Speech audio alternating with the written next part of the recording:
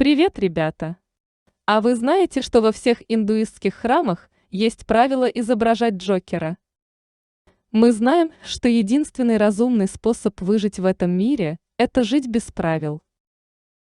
Тем не менее, есть такое правило. Во всех индуистских храмах должно быть хотя бы одно изображение Джокера. Как такое безумное правило вступило в силу? Это ведь не имеет смысла? А может, это британцы заставляли индийцев делать резьбу Джокера во время оккупации Индии? Неужели они сделали это, чтобы дискредитировать индуизм? Нет, изображения Джокера встречаются в очень древних храмах. Например, этому храму 1300 лет, и вы можете увидеть так называемого Джокера. Так кто же он? И почему в новых храмах до сих пор вырезают этого Джокера? Сегодня о нем никто ничего не знает, и если вы спросите любого эксперта или священника, они назовут его просто Видушака. Видушака – это санскритское слово, которое означает клоун или шутник. Некоторые эксперты утверждают, что в древнеиндийской резьбе много юмора, поэтому считают эту резьбу просто шуткой. Например, здесь вы можете увидеть танцующую женщину, а этот парень наблюдает за ней со спины. Но как только она внезапно оборачивается и показывает свое лицо, оказывается, что это мужчина, хотя у него есть некоторые женские черты. Это приводит наблюдающего парня в абсолютный ужас. Скульптор на самом деле вырезал круглое отверстие во рту, чтобы показать шок. И посмотрите на сообщницу мошенника. Ей очень нравится то, что происходит, и она не в силах сдержать смех. Из-за таких рисунков мы можем легко отмахнуться от Джокера, как от очередного шутника или клоуна. Но есть проблема. Почему он снова и снова появляется во всех храмах? Почему его обязательно вырезают, а он ничего не делает и просто стоит в позе странного брейк-данса? Правда в том, что эта забытая фигура не шутник, а святой по имени Аставакра. И он улыбается, потому что его вид смущает людей. Он улыбается, потому что это проще, чем объяснять, что его убивает изнутри. Он не занимается брейк-дансом, у него заболевание, называемое рахитом. Деформация конечностей является крайним случаем этого заболевания. Если мы посмотрим на реальных пациентов, страдающих рахитом, мы сможем понять, почему он изображен на резьбе именно таким. Именно это и означает его имя Аставакра. Оно означает 8 изгибов, и резьба точно изображает все его 8 изгибов.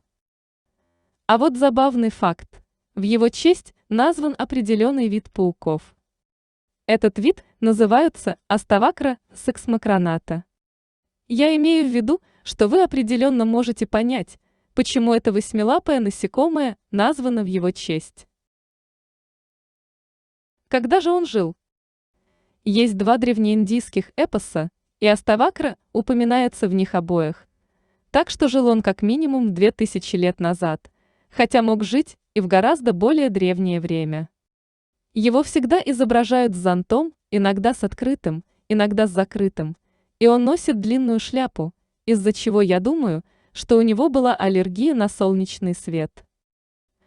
Все мы знаем, что солнечный свет дает вам витамин D, а рахит вызывается недостатком витамина D. Но все это не объясняет, почему этот конкретный парень с рахитом должен быть высечен во всех индуистских храмах. Я имею в виду, что, вероятно, было много людей с физическими и умственными отклонениями. Так почему же древние строители везде вырезали только этого парня? Потому что он это заработал. Он известен тем, что написал очень продвинутую книгу по метафизике под названием Аштавакра-гита.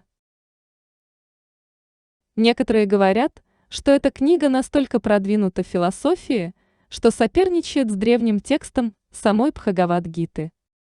Говорят, что она была написана примерно в то же время. Но есть одна шокирующая разница между его книгой и Бхагавад-гитой. Его книга отрицает существование Бога. Некоторые даже считают эту книгу первым атеистическим текстом или первым безбожным текстом. Он отбрасывает все обязанности и мораль как ненужные и говорит о том, как достичь просветления и освободить свой разум от всех забот и страхов. Странно, почему атеиста, отрицавшего существование Бога или богов, изображают в индуистских храмах. Зачем древним строителям это делать? Потому что он приносил пользу обществу, несмотря на свои физические ограничения. Большинство людей думают, что индуизм – это политеизм, но он также охватывает монотеизм, теософию и даже атеизм.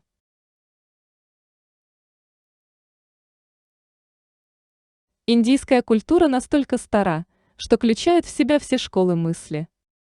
Вот почему вы видите Будду, вырезанного во многих индуистских храмах. Напомню, что буддизм открыто отвергает индуистские ритуалы, но вы все еще можете увидеть скульптуры Будды в индуистских храмах. Аштавакра по своей сути атеист, но его резные фигурки можно увидеть во всех индуистских храмах, по крайней мере в большинстве из них. Что интересно, его часто вырезают в местах, где люди предаются физическим удовольствиям. Его часто изображают смотрящим на них и смеющимся над ними, и мы можем только догадываться, почему. Может быть, это расстроенная улыбка, потому что он не мог предаваться таким чувственным удовольствиям. Но показано, как он смеется над ними, почти высмеивая их физические пристрастия. Говорят, что однажды он вошел в королевский двор, и люди сразу же начали смеяться над его появлением. Он терпеливо ждал, пока стихнет смех, но только для того, чтобы рассмеяться в ответ им всем. Он сравнил их всех с сапожниками, так как сапожники могут смотреть только на шкуру животного. То есть он смеялся над их поверхностной натурой.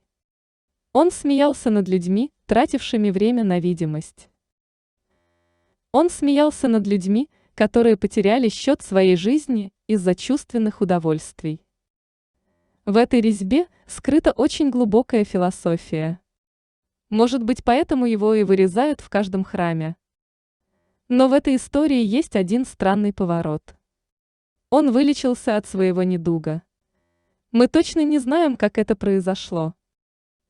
Но, согласно некоторым легендам, он исцелился от всех своих уродств и снова мог ходить, как нормальный человек.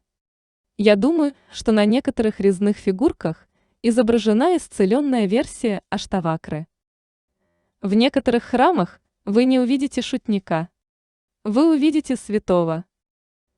Но если вы посмотрите на его руки, то увидите и зонт, и сосуд. Это та же иконография Аштавакры.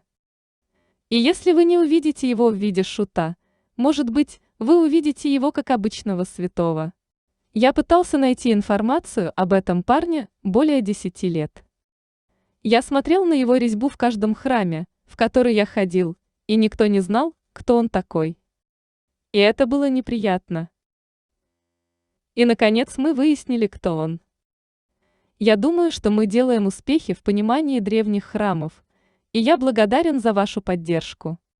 Ваши мысли пишите в комментариях. Я Правин Мохан. А в мире еще много загадок, но в один ролик они все не поместятся. До новых встреч! Спасибо за просмотр. Все ссылки на источники информации в описании под роликом. Так что пишите комментарии, жмите на пальцы, делитесь этим видео с друзьями, подписывайтесь на канал, ну а мы пока поищем что-нибудь интересное для следующего ролика. Монтаж, перевод, озвучка и анимация студии Эльмукон.